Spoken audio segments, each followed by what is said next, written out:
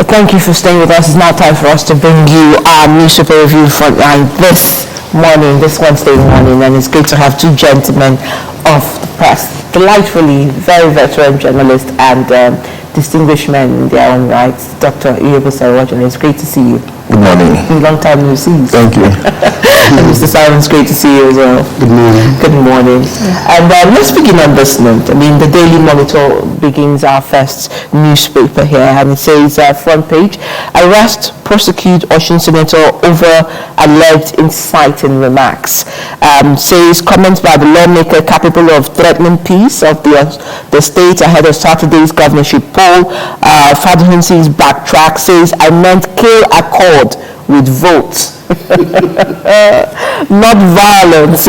Kill accord with votes. Okay, and that's the lead story of the Daily Monitor this morning. The business NG is next. In there we see 3 days to Osun poll. Political tension rises over kill accord remark. And that's the lead story on the front page of the business NG. You also go straight to Standard Times. Osun Global is also running. Governor Adeleke raises alarm and Senator calls for elimination of Accord party members. And that's the front page of the Standard Times.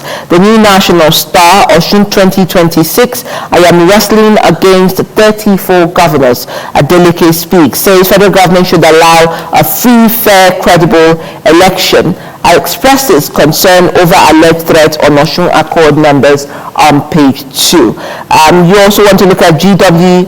It says you reject APC in Osun but accept Tinubu to rule Nigeria. Davido under fire, and that's the lead story there from the gwg.ng. But the Daily Newscraft still looks at Osun decides 2026 3-horse race looms as election triggers fireworks. I will win convincingly. Dancing doesn't affect my work, as Governor says Adeleke. People are ready for change. Oyebanuji dismisses Adeleke's popularity, and that's on page 2. You also want to go straight to leadership newspaper. Cops shouldn't be determining election outcomes, and that's Obasanjo. Jonathan advocates Swiss-style presidency to curb power concentration on page 2 of the leadership newspaper. Let's also go to the Daily Sun, and rising is still the Obasanjo Jonathan Obi express worry over state of democracy. Former president says excessive judicial intervention in political affairs worrisome, and that's on page 6 of the Daily Sun. The disclosure news this morning says INEC keeps mum as states scare opposition with campaign permit funds. Kogi Abia government slam 150 million naira, 200 million naira for campaign billboards, posters. Supporters to pay for wearing branded campaign t-shirts, caps, bags, others. Fees, draconian assault on political participation. PDP speaks, and that's on page 2. Disclosure news. And Osho, of course, is still there with the story on Envira. APC Senator charges supporters to kill Accord Party members. Let's go straight to Daily Global. 2027 article raises concern over outdated beavers, and that's what the lead story for the Daily Global is. While Daily Assets talks about Army rescues 9 kidnapped victims, 4 bandit ambushes in 3 states. Troops kill attackers in Plateau, recover AK-47 rifle. Now, the authorities looking, however, at the different stories, still security-based, boost for DSS as cut back state trial of terrorism cases. And that's the lead. Now, going over to the Observer's Times this morning, VSS in historic victory as court backs states on terrorism trial. And the writer says landmark ruling expands state powers. Plateau High Court sets precedent. Eastern massacre suspects to face trial in Jos, and that's on page, of course, first page of the Observer's Times. And this Nigeria speaks to farmers, herders clashes. Federal government moves against open grazing. Targets 6 flashpoints in Fresh Peace Plan. Begins ranching pilot in Plateau to revive 417 grazing reserves, and that's on page 4 of this Nigeria. Now let's also look at the Nigerian pilot. ASU orders 20 varsities to begin strike. And that's how we see the lead on pilot this morning. Riders retailers accuses federal government of haphazard implementation of 2025 renegotiated agreement on page 8. Now, Blueprint is looking at Tinubu to Nigerians. Avoid hate speech, preserve our corporate unity. Seek stronger global action against insecurity. Sultan, U, Watada, Nirex, Omonukwa, others tax religious leaders on peace, and that's front page of Blueprint. Now, Nigerian News Direct, aviation unions disrupt flight operations over 5% ticket sales charge, and that's on page 3 of Nigerian News Direct. And they're still running above that masthead. You still find Adeleke Campaign Council calls for the arrest of Senator Fadohosi over alleged death threats. I'm sure that's with the kill accord with votes statement by the senator. But Daily Independent, aviation unions action triggers 1 billion naira loss for Air Peace. Rider paralyzes airlines operations at Lagos Abuja airports, and that's on page 29. Now let's go to The Guardian. Now The Guardian takes a more pictorial approach to the chaos. It says Air Peace versus unions. Chaos as passengers, airlines suffer losses from over 80 cancelled flights, and that's on page 6 of the Guardian newspaper. That's what you find there. And then you go to Al Jazeera Nigeria midweek. CSO absolves Adedeji of $279 million Frontier Fund transfer allegation. Says it's false, malicious, passes confidence vote as coalition shells planned protest, backs NRS reforms. The Whistler this morning is whistling too, but this time offshore, says Tinubu ends project by project deals with new deep offshore investment framework on page 15, and that's what you find on the front page of the Whistler this morning. Now let's go to our lead stories and our talking point. I should start with you, Dr. Waj. Well, Adeleke to IGP, arrest, prosecute Osun Senator over alleged inciting remark. That's one. You reject APC in Osun but accept Tinubu to rule Nigeria. Davido on the fire. Daily Monitor takes that, while of course other papers like Business NG, Standard Times takes the other one. So how do you look at this story? Even though the senator has come out to say it's a kill accord with votes, not kill accord with violence. So, I mean, is it the rhetoric or the interpretation by the masses? Well, I think many Nigerians were very shocked yesterday by that comment. Even when I listened to that comment yesterday, I tried to get somebody who understands Yoruba very well, to interpret it, and I was shocked. We're talking about a few days ahead of the governorship elections in Osun State. Is a service senator of the Federal Republic of Nigeria will be making such comment. In a society where police are not partial, that guy ought to be in police detention now. He should be answering the questions over his comment. Although he's trying to rationalize it yesterday, and that his people were being killed in his senatorial district, and they went to the palace. It was at the palace when he got there. The Yoruba was not there, so they met somebody, and that was where he made that comment. I think it is not the responsibility of a senator, to now take law into his hand by saying that, in order to also retaliate, you must also kill Aki party members, because the police are there. And I'm told that in the last few weeks, a lot of people have been arrested, more of Accord members. Many of them have been arrested and they are in detention. Just about a few days ago, the government even raised the alarm to say that the police is not fair in the way they interact with members of the political parties ahead of the election, So I thought by now that senator ought to be in Abuja, answering some questions, because that comment is capable of sending a wrong signal. And inciting violence. Very inciting. I also capable of sending a wrong signal to the global community that we're not serious about our democracy.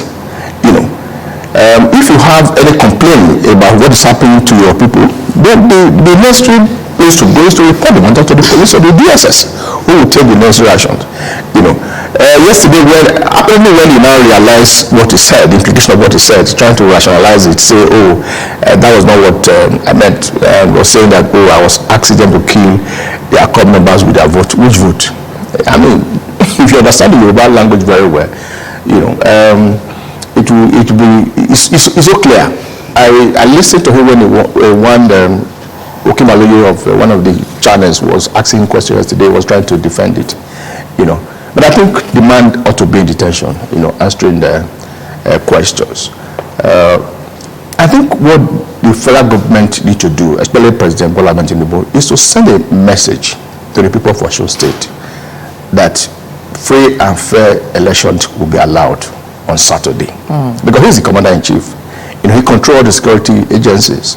We should send a message to them that whoever wins, will be based on the decision of the people of Osun State, rather than using your connection, to the federal government to intimidate your opponent. It will not help our democracy. It's very, very unhelpful. Then as for Davido, Davido, you can't really blame him. He's standing with his uncle, who is contesting the election.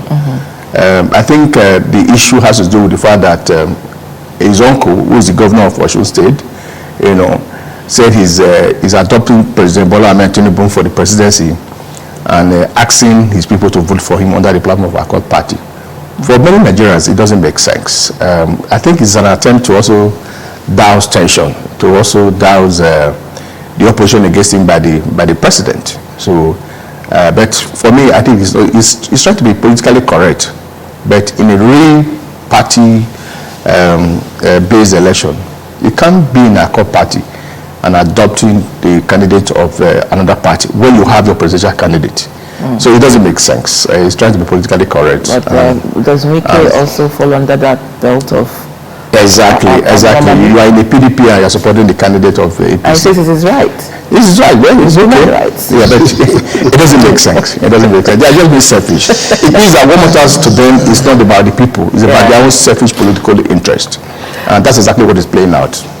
Simon, how do you rate it? I mean, it's shocking for some, because I know that just a few weeks ago there was a peace accord in Osun State between political parties. What does this kind of statement by a 7th senator say to this kind of arrangement? He said it's inciting. Others say there should be punishment, not just for the statement itself, for the entire party, because they have failed to keep to the tenets of the peace accord that they have signed. Well, let me tell you here that the peace accord signed by all the parties is just simply an exercise in futility. They simply go out there, sign that they are going to abide by an agreement, and they know that they won't abide by it. Now, apart from the senator saying, kill accord member with votes, the governor himself has come up to say he does not fear federal might. So it tells you that ahead of the polls, I think that's only this Saturday, definitely the stakes are high. And the whole thing is just between the Accord Party and the APC. But the entire thing is to tell you the selfishness of the Nigerian politician, just as my friend has said. It's quite unfortunate, just like we had yesterday in Bauchi, where former leaders try to review the state of our democracy. We need a review. The review we need is we should not concentrate powers on just single individuals that are capable of running the entire state or the nation. Let me tell you, the whole thing, the whole focus now by people working for, trying to be governors, is to make sure that no matter what happens, they become governors. And that is not fair. The people are not involved. They are not involved because the system itself is gained against fairness. So you have to look at the electoral system.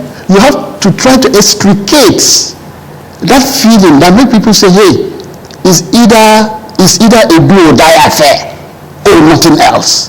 Because politics today has risen to a level that people simply think that except they will not move. And that is what is all in their system.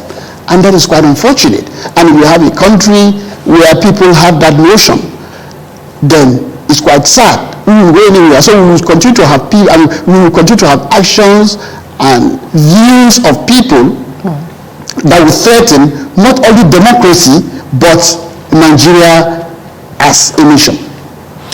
I strongly believe that this tension is going to affect the Saturday election. There's going to be a very low turnout. But people are scared. People believe that Nigerian democracy is not worth dying for. So I don't think the people of Osun State will come out and vacate because they want to elect a governor in their state. So it will affect the turnout. I also listened to a comment yesterday by the APC during one of their rallies that if you are not voting for the APC on Saturday, don't come out to vote. You know, and that is coming from a ruling party. You know, a ruling party.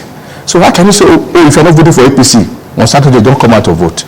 So at the end of the day, it's going to affect the turnout. I'm told that the voting population in Osun State is about 2.3 million votes. But I can tell you the turnout will be very low. Fear of violence. Yeah, because of fear of violence. And that's where the politicians will capitalize on that to rig the election. Especially the fear that the beaver accreditation might not be used. The beaver accreditation might not be used. Because during the town hall, the INEC officials said that the beaver that was configured for the last year has expired, so it will no longer be used. So it will be an opportunity for them to do a manual accreditation. And at the end of the day, there will be massive rigging in that election. Well, one of the papers also mentioned disclosure, I think, said INEC keeps mum and state scare opposition with campaign permit funds. Before you can mount a campaign billboard, you're looking at Kogi Abia government slam 150 million, 200 million for campaign billboards. Supporters to pay for wearing branded campaign t-shirts, caps, bags, others. So already, you know, even that in itself does not even allow free association of political parties within that competition. Yeah, especially, it's also going to favor the APC. Because for now they have almost about 34 governors. So if 34 governors who belong to the APC decide to implement that policy, it means that no opposition in all the states, that are APC, that are non-APC will campaign. But how many people can afford to pay 200 million naira for a big board or 150 million naira for a big board? Like even wear a very first cap or T-shirt, you also pay for it. How many people can afford? I think the INEC has a responsibility to intervene at this point because. If you look at the power of the INEC, they have that power to ensure that all the political parties are giving a level playing field when it comes to advertisement, whether on radio, televisions, or billboards. So they have the power. I think they should call the parties to order, especially the state governors. Well, let's see if they listen. I mean, it's whose interest? That's the first thing. So if it's not in your interest, they say politics is a game of interest. But let's look at DSS story here from Authority and the Observer's Times front page. Boost for DSS has cut back state trial of terrorism cases. Simon? Yeah, I think it's a very commendable act because before now, people simply thought that it was just in the exclusive legislative list, that it's just for the federal government, not for states. But the thing, yesterday, this kind of expanded the frontiers in hastening the prosecution of people alleged to be involved in terrorism. And it is left for state government or the state houses of assembly to bring up laws that could also hasten that. So for me, I think it's a very great boost, and it shows that wherever they are, because a lot of all these terrorism cases are very many, and if they happen at the state level, let the state take care of it instead of all bringing it into the federal. So I think I commend that verdict. Yeah, and more so is that under the leadership of the DSS is using the instrument of law, to expand the process or the framework for fighting terrorism. He has taken so many decisions along that line. I think this one is very pronounced. For some governors who believe that terrorism act is in the exclusive list of the federal government, they now know that even at their state level, they can also, get the Attorney General to also fight charges against those who are who are involved in terrorism act. So it's no longer the federal government. So it's going to fast track the judicial process in dealing with terrorism act, even at the local government level. Because according to the judge yesterday, there is no law in our constitution or even the anti-terrorism act that says it's only the federal government or the federal attorney general that can prosecute terrorists. The state also have that power. So it is not clear, and that has been settled by the judicial pronouncement of the State High Court in Plateau State. Now, if the SS has not challenged that, that transition will have remained with us for a very long time, and everybody will have been coming to Abuja or at the Federal High Court, to determine who is guilty or not guilty when it comes to terrorism act. So that has expanded the jurisprudence of the legal framework of fighting terrorism in Nigeria. So kudos to the DSS. Absolutely. I mean, talking about DSS, some of our associate reviewers, if I'll call them that online, Hamza Yusuf says, well, Senator Fadehosi won't be invited by any DSS or police following death threats, same way Ginger won't be invited for questioning. They all belong to the same party. Michael Musa said that senator can never be arrested because he's covered by the special blood of APC. and so the statements go on. And then another one says, says if you believe you can win elections, why the killings and intimidations even before the election day? Why try to force yourself on the people of Washington? Let the people speak with their votes on Saturday. That is still Mike Umufodu speaking to that. And you also find when he says, Olori Collins said, Mr. Bad is not a laughing matter. I don't know who you're speaking to. But Yobosa, you yourself says, I expected you to know that the Accord Party presidential candidate has stepped down and adopted Tinubu. So who do you want Davido to support? Davido has not shown any selfishness, as you allege. There is nobody to support. Let's look at what this means for the Accord Party. I don't know. Do you want to respond to that? I wasn't referring to Davido. I was referring to his uncle, the governor, who said he's adopting President Bola Ahmed Tinubu. Of course, Davido, as a Nigerian, has every right to support any presidential candidate. I'm aware that Davido is also very close to Sheyi Tinubu's son, Sheyi, so they are very good friends.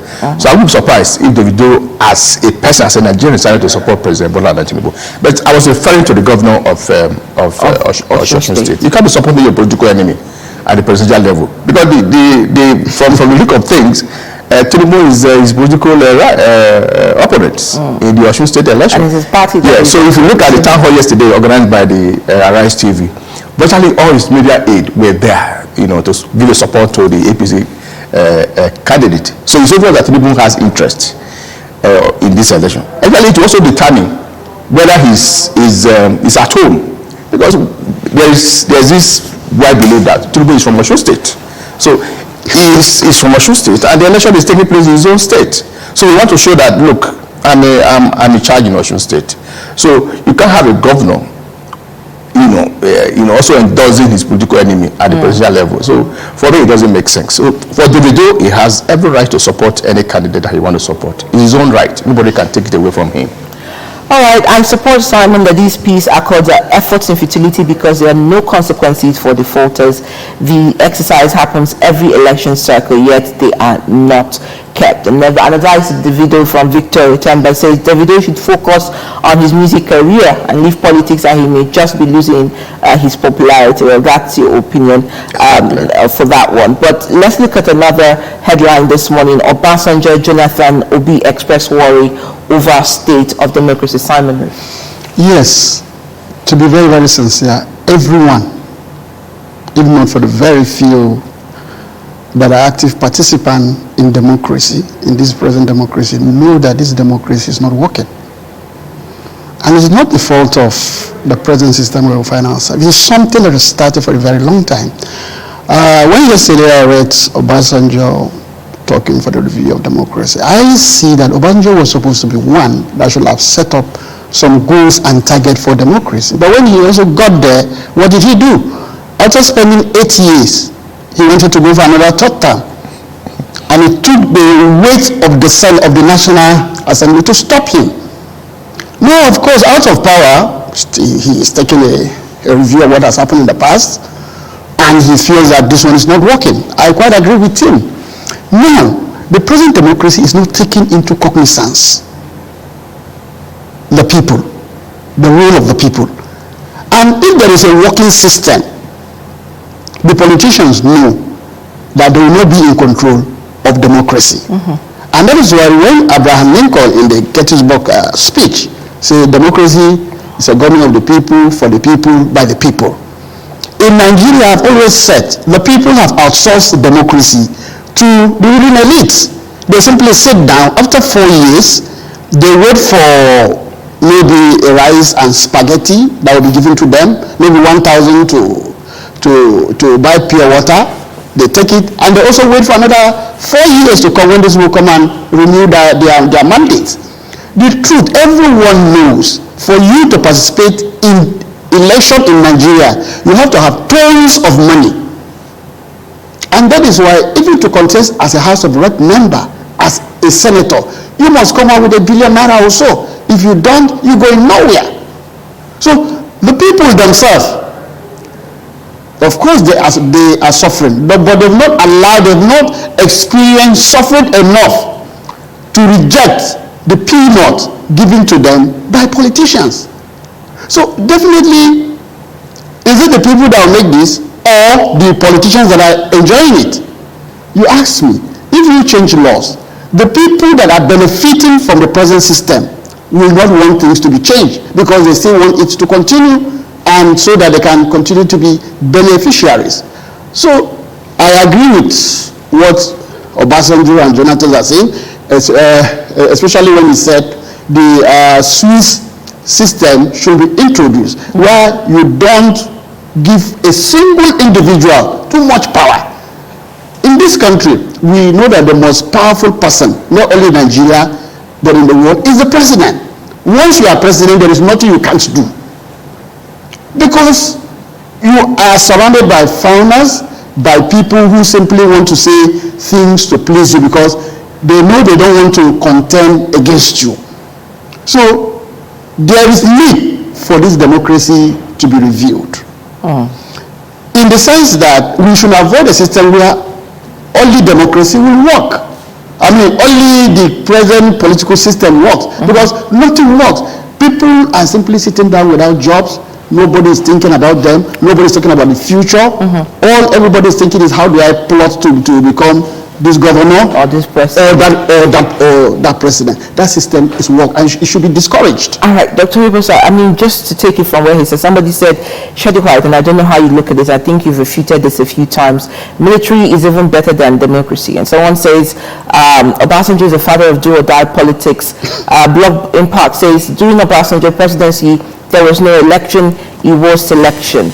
And Mark Moses says, in Nigeria, instead of the government by the people for the people, it's now government of the politicians for the politicians.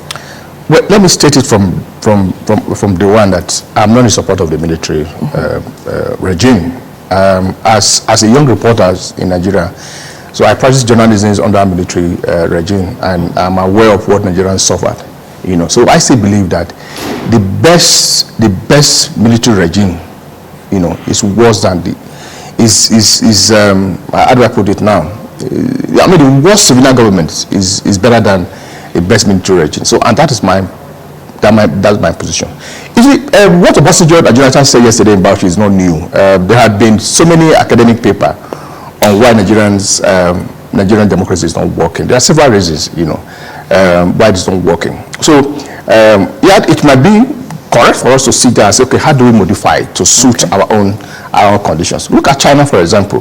They will tell you that they're also practicing democracies. One of the scholars described China democracies as dictatorial democracy. And it's working for them. It's benefiting them. And the focus is about the people. And it's not about those who are elected in power. It's not about their selfish interests. They have to better the life of the people. And they believe that over 1.4 billion people in China will be able to take that decision. So they get some few people to take that decision. And when they are taking that decision, they take that decision within the context of what is good for the people of China. And it's working for them. And people are benefiting. Yeah. You know, so that is my position. So we should sit down and see how we can review it. democracy. It's not working. But calling for a military regime is a no for me. Yeah, it won't happen in Nigeria again. All right, and the eyes have it. No. Yeah. All right, okay. And so I think that's a great place to safely land this conversation this morning. We have so much coming in on our social media platform, but we'll take them as we go on in the show. But thank you, gentlemen, for coming on the program, and it's great. And all eyes are on show as Saturday counts down. Like the reviewers have said, of course, the voice of the wise ones, it says, please let it be free and fair, and let the best man for the job win. Let the votes count in Osun. We'll be right back after this short break. Stay with us.